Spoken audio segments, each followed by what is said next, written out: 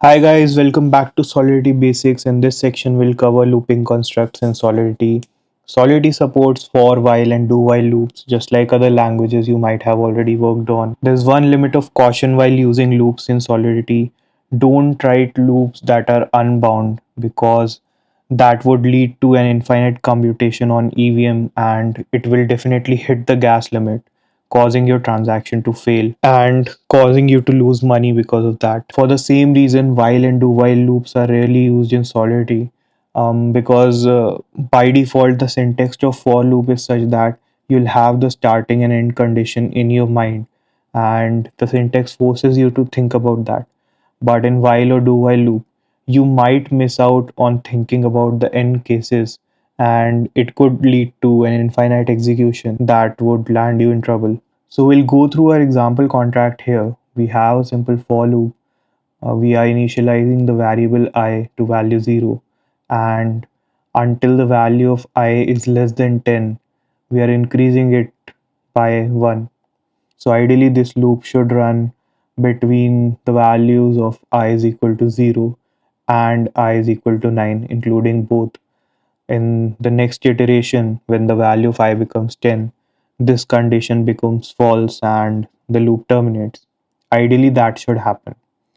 But in the next part, we'll see that if the value of I is equal to 3, we use continue.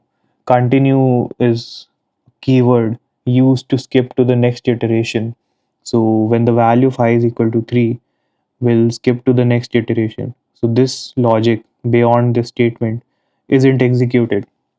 Any logic beyond continue isn't executed and the loop skips to the next iteration. So let's say if we were to print I beyond this, we won't see the value of I as 3. It would be like 0, 1, 2, and then 4, 5, etc. In the next part, we also see that if I is equal to 5, we use a break statement.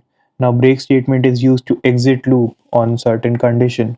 So when I becomes 5, we exit the loop.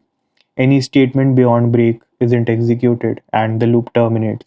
So let's say if we were to be printing I beyond this, we would see the values of I as 0, 1, 2, 3 we won't see because we are using continue statement to skip that iteration. Then we would see the value 5 printed as 4 and we won't see 5 again because the loop terminates at the value 5 is equal to 5. In this snippet, we have a simple while loop where we are declaring a variable j, and until the value of j is less than 10, we increase it by 1. This is similar to how this for loop could be written as a while loop.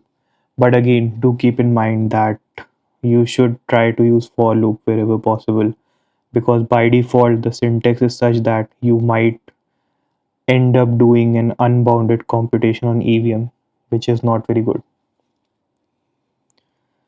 Let's check this out on Remix ID.